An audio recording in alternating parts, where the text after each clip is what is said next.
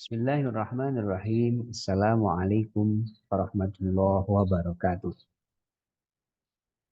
Alhamdulillah wa syukrulillah. Wassalatu wassalamu ala rasulillah. Sayyidina Maulana Muhammadin Abdillah. Amma ba'du. Rabbi surah li sadri wa yasir li amri. Wahlul 'uqdatam min lisani yafqahu qawli. Teman-teman semua, Alhamdulillah di pertemuan kali ini kita bisa berjumpa kembali insyaallah. Lanjutkan belajar kita bersama tentang etika profesi guru. Di pertemuan kali ini, kita akan membahas bersama tentang apa sih syarat-syarat menjadi guru, kemudian bagaimana peran guru di dalam pembelajaran. Nah, untuk mempersingkat waktu, mari kita mulai belajar kita bersama dengan membaca basmalah. Bismillahirrahmanirrahim.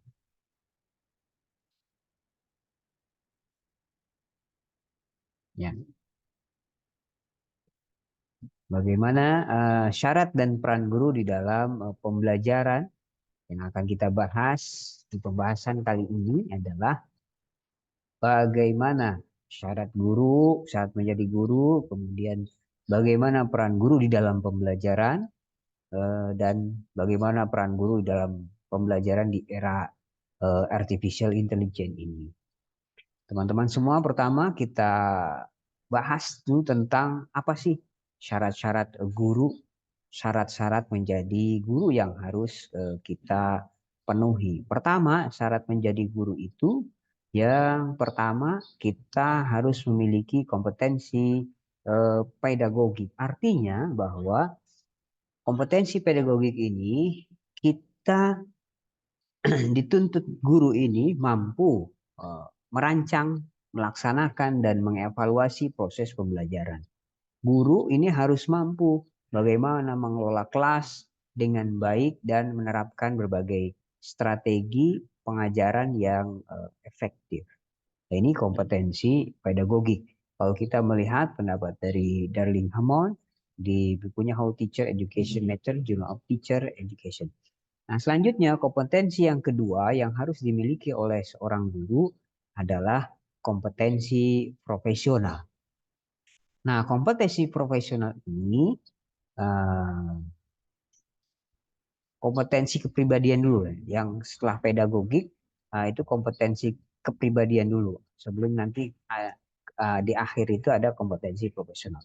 Kompetensi kepribadian yang kedua itu mencakup bagaimana karakteristik pribadi guru itu yang memiliki integritas, kemudian kedewasaan, emosional, serta bagaimana kemampuan untuk menjadi teladan bagi siswanya.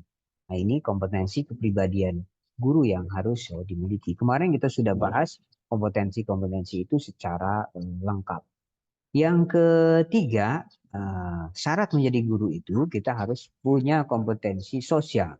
Artinya bahwa untuk menjadi seorang guru, maka kompetensi sosial ini harus kita miliki. Harus kita miliki sebagai sebuah kompetensi yang mensyaratkan guru itu mampu untuk berkomunikasi dan berinteraksi secara efektif baik dengan siswa, orang tua, rekan kerja, dan komunitas yang lainnya ataupun masyarakat. Nah, guru harus mampu membangun hubungan yang positif serta kolaboratif. Nah, itu kompetensi sosial yang harus dimiliki oleh seorang guru. Yang keempat, ada kompetensi profesional. Artinya bahwa seorang guru ini dituntut untuk di bidang mata pelajarannya punya pemahaman pengetahuan yang mendalam di bidang mata pelajaran yang diampunya.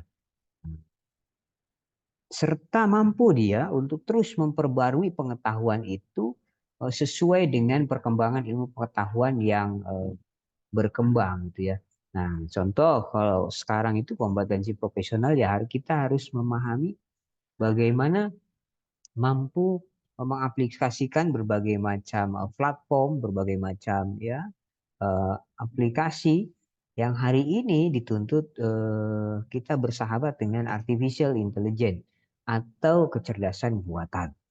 Nah, selanjutnya Nah, selain 4 kompetensi ini yang harus dimiliki oleh guru ya, hari ini syarat menjadi guru itu di era apa namanya revolusi industri 5.0 yang sudah berkembang bukan hanya 4.0 atau 4.0 ketika 4.0 itu kemunculan apa internet dan apa ya jaringan lunak. Nah, sekarang bagaimana kita mampu bukan hanya menggunakan saja, tetapi juga sudah mampu bermitra dengan teknologi dan kemajuan teknologi yang sudah berkembang. Gitu. Bagaimana kemajuan teknologi ini menjadi mitra kita di dalam mengerjakan berbagai hal. Nah, kompetensi yang kelima atau syarat jadi guru yang kelima itu harus punya kompetensi penelitian dan pengembangan. Artinya apa? Bahwa seorang guru itu dituntut untuk melakukan penelitian tindakan kelas dan mengembangkan praktik-praktik baru yang dapat meningkatkan pembelajaran siswa. Dengan hadirnya berbagai macam platform, berbagai macam artificial intelligence atau AI, nah kita dituntut untuk bisa melakukan mempunyai kompetensi penelitian dan pengembangan sebagai salah satu faktor yang bisa dijadikan untuk nanti apa namanya landasan di pembelajaran-pembelajaran selanjutnya. Karena teknologi dan sains dan teknologi ini terus semakin berkembang, maka guru pun dituntut untuk mampu mengikuti pengembangan perkembangan itu dengan baik. Tentunya dalam dunia pendidikan pun demikian. Dan yang keenam ini kompetensi teknologi. Jadi guru dituntut tadi untuk punya kemampuan menggunakan teknologi dalam proses pembelajaran. Guru itu harus bisa mengintegrasikan berbagai alat dan sumber daya digital untuk meningkatkan efektivitas pengajaran yang dilakukan di kelas ataupun di luar kelas. Maka persyaratan guru yang tadi yang mencakup berbagai macam kompetensi yang kompleks yang saling terkait. Nah, itu termasuk kompetensi pedagogik, profesional, kepribadian, sosial, penelitian, pengembangan, serta teknologi itu. Para ahli seperti Linda Darling Hammond, Les Sulman, dan Carl Roger, Joe Epstein, Lorenzo, dan Howard Gardner itu memberikan kontribusi yang signifikan di dalam bagaimana memahami dan mengembangkan persyaratan tersebut. Dengan memenuhi persyaratan-persyaratan ini, guru dapat menyediakan pendidikan yang berkualitas tinggi dan mendukung perkembangan holistik siswa. Bahkan kalau kita merujuk kepada pendidikan Islam, maka syaratnya akan ditambah guru itu ya harus memiliki keimanan dan ketakwaan kepada Allah dan berakhlakul karim. Tadi ada di kompetensi kepribadian. Nah, tambahannya adalah kalau kita kaitkan dengan pendidikan Islam, maka syarat guru yang utama adalah dia beriman dan bertakwa kepada Allah Subhanahu wa taala. Nah, selanjutnya ada setelah kita mengetahui syarat-syarat menjadi guru, ada kemudian kompetensi peran guru di dalam pembelajaran. Apa saja sih peran guru dalam pembelajaran ini? Nah, kalau kita singkat, ada ini secara umum, sebetulnya banyak sekali peran-peran guru dalam pembelajaran. Nanti setelah ini akan ditambahkan insya Allah. Nah, ini agar mudah saja kita untuk mengingatnya, peran guru dalam pembelajaran, setidaknya kita bisa hafalkan dengan satu kalimat. Emma Slim Dev. Nah, satu apa ini gitu ya? Emma Slim Dev. Nah, satu ya, satu kata, satu eh, apa? Akronim gitu ya. Sebuah kita singkat menjadi sebuah singkatan Emma Slim Dev. Nah, artinya apa dari MS Lindep ini? Pertama, peran guru di dalam pembelajaran itu ya sebagai edukator. Edukator itu artinya apa sih? Ya? Edukator di dalam bukunya Thomas Likona itu disebutkan bahwa guru itu ah, harus berperan sebagai edukator. Edukator ini artinya adalah bahwa guru itu bertanggung jawab untuk menanamkan nilai-nilai. Ya, bukan hanya mengajar, ya, tetapi juga bertanggung jawab menanamkan nilai-nilai etika dan moral kepada si siswa. Nah, guru ini dituntut untuk mampu mendidik siswa agar menjadi individu yang berkarakter, bertanggung jawab, dan memiliki integritas. Ini yang pertama. Yang kedua, M. M-nya itu motivator. Jadi peran guru di dalam pembelajaran ini harus mampu menjadi motivator. Motivator itu pendorong motivasi. Nah, meningkatkan semangat, bagaimana memotivasi belajar siswa. Nah, guru harus mampu memberikan dorongan dan inspirasi agar siswa itu memiliki keinginan yang kuat untuk belajar dan mencapai prestasi. Gitu. Ini yang kedua. M. Kemudian ada A. A-nya itu adalah administrator. Nah, administrator artinya bahwa peran guru dalam pembelajaran ini sebagai administrator, artinya guru itu bisa mengelola administrasi kelas dengan baik, termasuk perencanaan, kemudian pelaksanaannya, serta evaluasi kegiatan belajar mengajar. Guru juga harus mampu mengelola data siswa dan dokumentasi lainnya dengan rapi dan teratur. Ini peran guru dalam pembelajaran yang ketiga sebagai administrator. Yang keempat, guru itu dituntut menjadi sebagai seorang perannya gitu ya, menjadi sebagai seorang supervisor atau pembimbing. Pembimbing itu bertanggung jawab untuk membimbing dan mengawasi bagaimana perkembangan belajar si siswa. Guru harus mampu memberikan bimbingan yang tepat dan membantu siswa dalam mengatasi kesulitan belajarnya. Nah, ini guru dituntut untuk menjadi sebagai supervisor atau pembimbing. Bagaimana ia mampu membimbing siswa ketika menemukan kesulitan di dalam belajar. Yang kelima, leader sebagai leader. Leader itu pemimpin. Jelas leader ini berbeda dengan bos. Nah, the boss, the leader. Leader itu pemimpin itu harus mampu memimpin kelas dan menciptakan lingkungan belajar yang kondusif. Guru harus bisa menjadi teladan dan inspirasi bagi siswa serta mampu juga mengambil keputusan yang baik untuk kepentingan kelas nantinya. Nah, ini guru sebagai leader gitu ya. Bagaimana mampu guru menciptakan lingkungan belajar yang kondusif. Kemudian leader itu kan beda dengan bos. Kalau bos kan menyuruh-nyuruh, kalau leader itu membimbing ya, mengajak. Nah, itu leader itu bedanya dengan bos. Nah, guru bukan menjadi bos, tetapi menjadi leader dengan bahasa yang mengajak, tidak apa namanya, tidak menyuruh gitu ya. Itu menjadi leader agar diterimanya bisa dengan baik secara komunikatif gitu.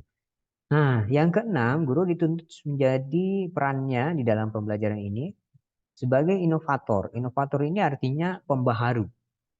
Pembaharu dalam artian guru harus terus mencari cara-cara baru dan kreatif untuk meningkatkan proses pembelajaran. Guru itu harus mampu mengintegrasikan teknologi ya hari ini, mengintegrasikan teknologi dan metode pengajaran terbaru untuk membuat pembelajaran lebih efektif dan menarik.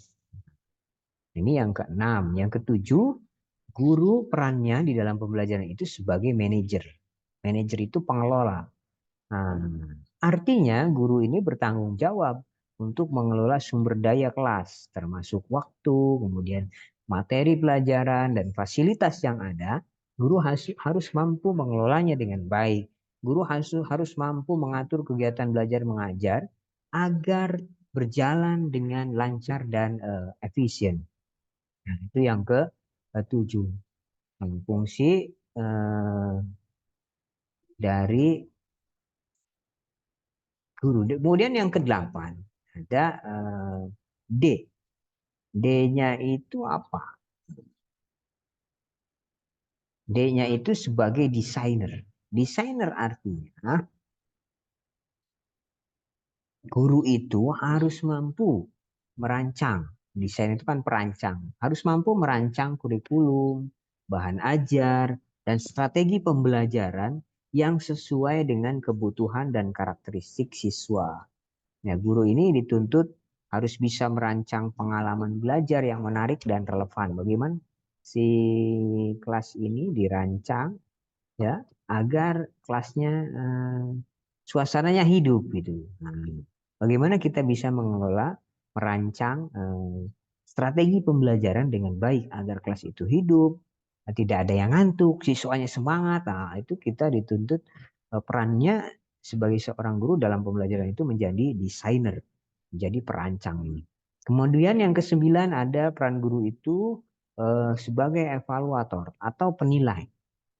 Guru sebagai penilai ini bertanggung jawab menilai kemampuan belajar siswa yang eh, secara objektif dan adil. Nah, guru harus mampu menggunakan berbagai metode-metode penilaian yang ada untuk mendapatkan gambaran yang komprehensif tentang pencapaian siswa. Nah, terakhir F-nya adalah fasilitator. Artinya bahwa guru itu berperan untuk memfasilitasi proses belajar dengan menciptakan lingkungan yang mendukung dan memotivasi siswa untuk aktif dan mandiri dalam belajar. Nah, ini guru harus mampu mendukung siswa dalam menemukan informasi dan memecahkan masalah secara mandiri. Nah, peran Emma Slim Dev ini, peran guru di dalam pembelajaran, itu merangkum berbagai tanggung jawab dan fungsi yang harus diemban oleh seorang guru di dalam dunia pendidikan. Dari menjadi pendidik yang menanamkan nilai moral, motivator yang mendorong semangat belajar, hingga menjadi akhirnya fasilitator sebagai ya yang memberikan fasilitas kepada murid dengan apa gaya belajar dan minat yang bakat yang berbeda-beda.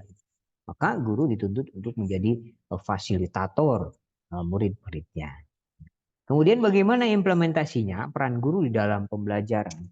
Di era AI ini berdasarkan peran guru ini ada Emma Slim Dev berdasarkan Emma Slim Dev ini ya. Pertama, kalau kita kaitkan dengan era artificial intelligence ini ya, kita bisa di peran guru yang pertama sebagai edukator atau pendidik, kita bisa mengintegrasikan artificial intelligence itu untuk menyediakan materi pembelajaran yang adaptif dan dan personal. Contohnya, kita bisa menggunakan platform pembelajaran berbasis AI yang dapat menyesuaikan tingkat kesulitan materi sesuai dengan kemampuan individual siswa. Itu bisa kita gunakan platform pembelajaran berbasis contohnya dengan menggunakan apa? Canva gitu ya untuk apa namanya? Atau menggunakan Quizzes gitu. Itu bisa di sana kita eh, integrasikan kalau kita kaitkan dengan di era ini. Yang kedua, sebagai motivator, bagaimana kita terapkan dalam era AI ini langkahnya bisa kita menggunakan data dari alat AI untuk memahami minat dan motivasi siswa. Nah, contoh, berikan tantangan yang sesuai dengan minat siswa berdasarkan analisis data AI dan gunakan teknologi gamifikasi. Kita menggunakan game untuk meningkatkan motivasi belajar. Siswa kan biasanya kalau usia-usia ya SD, SMP, gitu ya, itu suka bermain game. Nah, kita buatlah agar semangat ya dalam belajar, buat pelajaran itu menggunakan game-game yang menarik, yang berbasis AI itu bisa. Yang ketiga, bagaimana peran administrator seorang guru dalam pembelajaran? Kalau kita kaitkan dengan era AI ini, bisa kita manfaatkan AI ini untuk otomatiskan tugas administratif seperti penilaian, pelacakan kemajuan siswa. Kita sudah bisa menggunakan LMS kalau di sekolah-sekolah itu Learning Management System. Jadi bisa kita lihat perkembangannya menggunakan administrasi yang berbasis AI sehingga mudah kita untuk mengidentifikasi bagaimana perkembangan belajar siswa gitu ya. Nah, bisa menggunakan LMS Learning Management System yang didukung oleh AI untuk mengelola jadwal kelas atau ya bisa juga tugas dan penilaian secara efisien. Yang keempat, bagaimana di era AI ini peran guru dalam pembelajaran sebagai supervisor atau pengawas. Bisa kita awasi penggunaan teknologi AI ini di kelas untuk memastikan penggunaannya itu apa namanya sesuai dan etis. Contoh, pantau interaksi siswa dengan alat AI ini untuk memastikan bahwa data siswa aman dan teknologi yang digunakan itu secara positif. Itu contohnya. Yang kelima, eh, leader. Peran guru dalam pembelajaran sebagai leader di era AI ini bisa kita terapkan dengan langkah bagaimana kita mengeksplorasi dan adopsi teknologi AI ini ya, pimpin inovasi dalam integrasi AI di lingkungan pendidikan. Contoh, dorong kolaborasi antar guru untuk berbagai praktik terbaik dalam menggunakan AI dan adakan pelatihan rutin tentang teknologi AI di dalam pendidikan. Yang keenam, sebagai inovator, peran guru dalam pendidikan sebagai inovator ini bisa hmm, kita terapkan dengan langkah di era AI ini dengan eksplorasi dan adopsi teknologi AI yang terbaru untuk meningkatkan pengalaman belajar siswa. Gitu ya. Contoh, uji coba alat pembelajaran yang berbasis AI yang baru. Misalkan apa banyak ya yang berbasis game misalkan. Contoh Dreambox dan lain-lain gitu ya. Ada juga Quizzes, ada juga kita menggunakan apa hmm, teka-teki silang yang berbasis apa berbasis teknologi. Nah itu kita bisa uh, gunakan ya. Nah selanjutnya yang ke berapa nih yang ke 7, guru sebagai manajer, bagaimana guru bisa mengelola kelas dengan menggunakan alat AI ini untuk memantau atau menyesuaikan strategi pengajaran secara real time gitu ya. Itu bisa. Nah, sebagai manajer di era AI ini. Contoh, gunakan dashboard analitik yang didukung AI untuk mendapatkan wawasan tentang kinerja siswa dan membuat keputusan pengajaran yang lebih tepat. Itu bisa kita terapkan. Yang kedelapan, eh, guru berfungsi sebagai desainer. Bagaimana kita penerapannya di era AI ini? Kita bisa rancang kurikulum yang menggabungkan pembelajaran tradisional dan teknologi AI. Nah, contohnya kita buat modul pembelajaran yang mencakup tugas berbasis proyek, simulasi, dan pembelajaran adaptif menggunakan.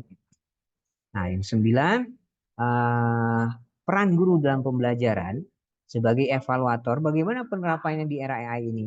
Bisa AI ini untuk melakukan penilaian formatif dan sumatif secara lebih efisien. Contohnya, kita implementasikan sistem penilaian otomatis yang dapat memberikan umpan balik instan kepada siswa dan analisis mendalam tentang kemajuan mereka. Ini bisa kita terapkan.